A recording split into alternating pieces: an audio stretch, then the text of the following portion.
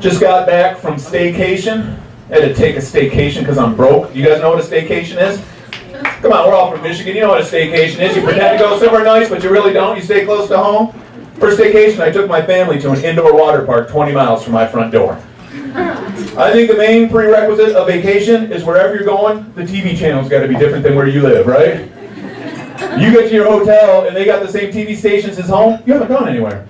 Holy shit, honey, come check this out. Channel 2 is the same as Channel 2. They got a Huel Perkins in Ann Arbor, too. What a coincidence. Water park wasn't my first choice. My wife wanted to go. She's had a brochure of this place in her purse for like the last 2 years. And on the front of this brochure, it's got a picture of a family zipping down a water slide. And they might just be the best looking family I've ever seen in my life. Way better looking than my family. And I told my wife that. I said, honey, what if we get to the water park and all the families look like that?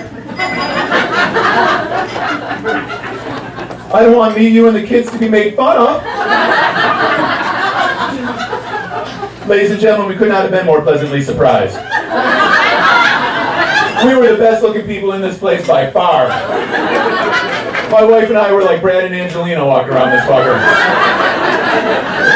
Our kids were like the Olsen twins. We were complete strangers taking pictures of our family in our bathing suits. We loved it. We welcomed the invasion of privacy. If you're looking to lose weight or join a gym or go on a diet or something like that, stop what you're doing right now. Get your ass to an indoor water park. Your self-esteem will skyrocket. You will never feel so beautiful. Got a painful confession to make from my late night show Holly Hotel friends. I have not felt comfortable taking my shirt off in public since I was like 18 years old. I've been swimming with a t-shirt on since 1995.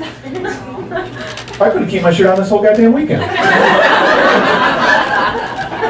I went through the breakfast buffet line Sunday morning topless. I don't know if it's possible for a man to go topless, but I did it. I thought it was fantastic. Part of our staycation, we took the kids to the zoo. Spent a lot of time at the lion exhibit. Did you guys know that those lions at the Detroit Zoo, one of them is a rescue lion? It was rescued during a raid on a drug dealer's home. There's a plaque that tells the whole story about it. Drug dealer told the police he was using the lion to help him with collections. Using a live lion to collect off of deadbeat junkies and addicts. That is some serious persuasion, don't you think? As if there's not enough perils to being a drug addict, now you got a lion collecting off of you for your drug debts. You gotta love the drug dealer's ingenuity. I think he might have been at the end of his rope because people weren't paying. He was at his wit's end, so he called together a Monday morning staff meeting with his top guys, read him the riot act. Boys, people aren't paying for their drugs, and this can't continue. This is a business, not a charity.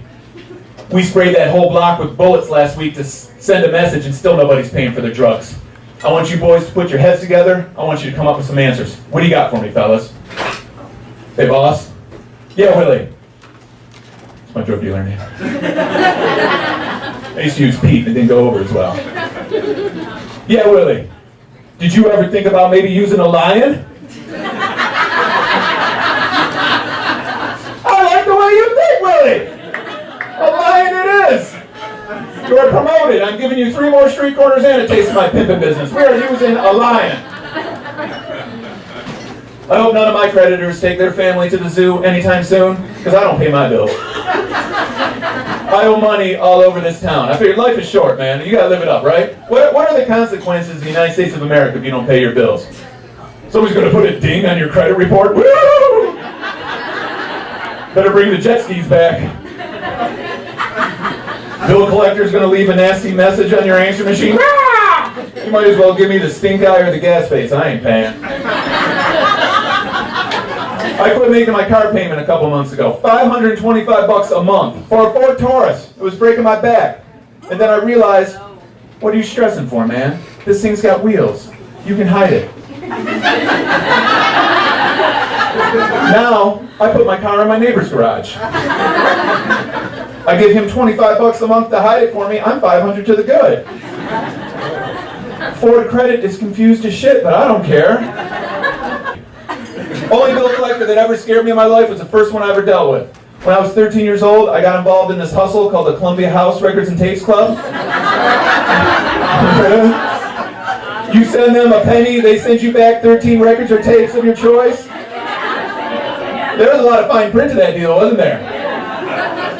By accepting those 13 records or tapes, you now agree to pay for one at full price every single month to the day you die? I was 13. I didn't understand contract law. I didn't realize because I wanted the new Billy Squier record, I was signing up for a lifetime of bondage and servitude. So I quit paying. And when I did, they put the scariest bill collector who ever lived on my ass. He was like a 70-year-old man. I think he was an extra from The Sopranos.